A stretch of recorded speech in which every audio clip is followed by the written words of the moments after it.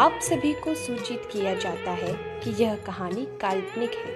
कृपया इसे वास्तविकता से न जोड़ें। ये सिर्फ मनोरंजन की दृष्टि से लिखी हुई कहानी है। इस कहानी का मुख्य कारण केवल हमारे चहेते सितारों के प्रति समर्पण को दर्शाना है।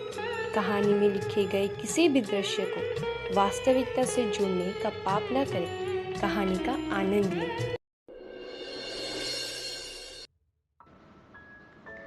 माँ, आज कितनी शॉपिंग की ना हमने, पता नहीं कितने सालों बाद।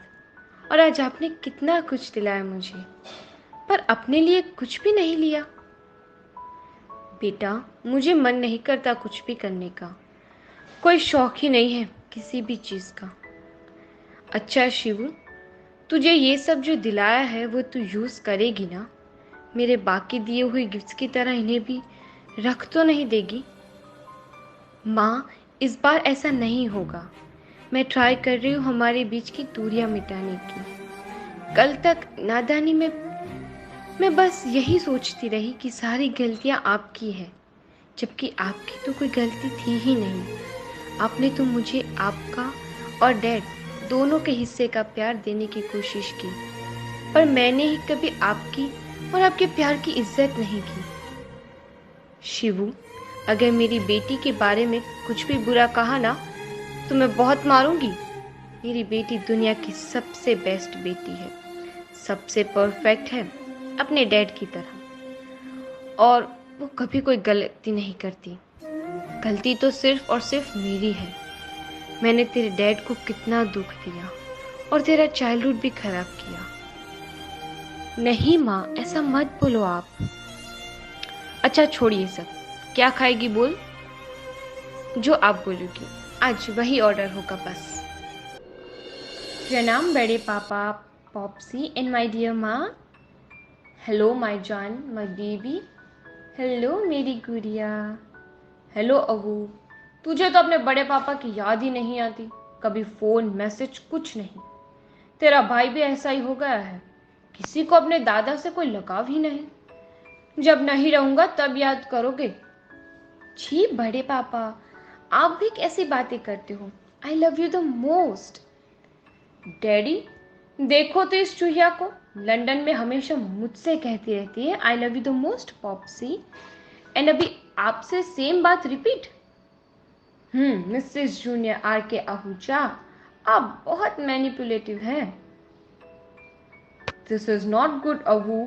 अब तो तुझे बताना होगा कि किससे यू लव द मोस्ट, अपने पॉप्सी से या अपने डैडी से।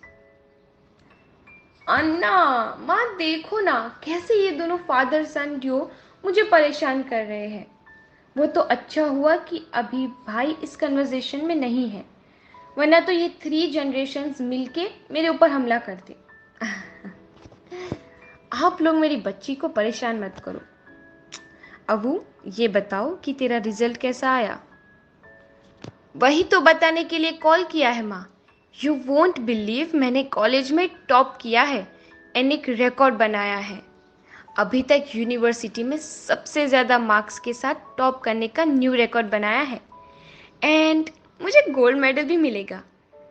कॉन्ग्रेचुलेशंस माय बेबी, फाइनली तूने जो चाहा वो करके दिखाया।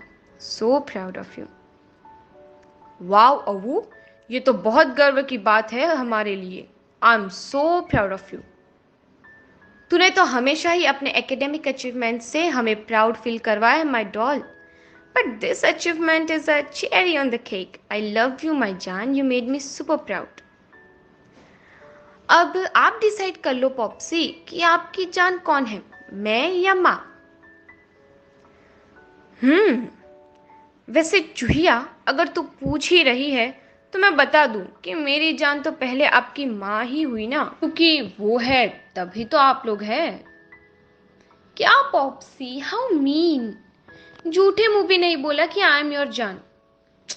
अच्छा छोड़िए, मैं जा रही हूँ अपने रमन अंकल को कॉल करके अपना रिजल्ट बताने। बाय।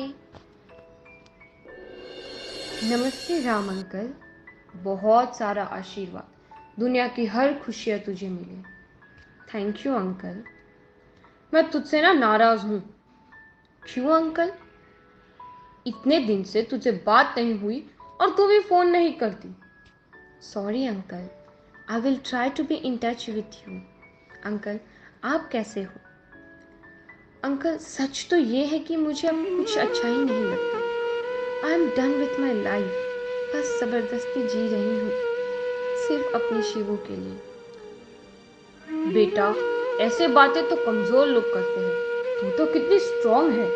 ऐसी बातें मत कर। रेवती, आज रमन से भी मेरी बात कई दिनों के बाद हुई। और पता है तुझे, जब भी उससे बात होती है तो उसकी बातों में तुम्हारे अलावा कोई और बात ही नहीं होती। कोई तेरा इंतजार कर रहा है बेटा, बहुत बेसब्री से। एंड तू कहती है you are done with your life. तुम दोनों एक दूसरे के लिए ही बने हो बेटा, एक दूसरे के बिना अधूरे। वो कहते हैं ना, दो जिस्म और एक जान। बेटा प्लीज कोशिश कर, एक बार रमन से बात करने की कोशिश कर, सब ठीक हो जाएगा। मैं अपने बच्चे को जानता हूँ, वो तुझसे इतना प्यार करता है कि तुझसे पूछेगा भी नहीं कि तुम कहाँ थी इतने साल। एक बार बात करके देख ले उससे। मुझसे तो कभी अपनी तकलीफ नहीं बताती तू, कम से कम उसको ही बता दे जिसको ये जानने का पूरा हक है। वो तो तेरे सुख दुख का साथी है। अंकल, बहुत कोशिश की मैंने, पता नहीं क्यों मैं अपने अंदर के जख्म भर ही नहीं पा रही। मुझे नफरत है अपने अतीत से और खुद से भी।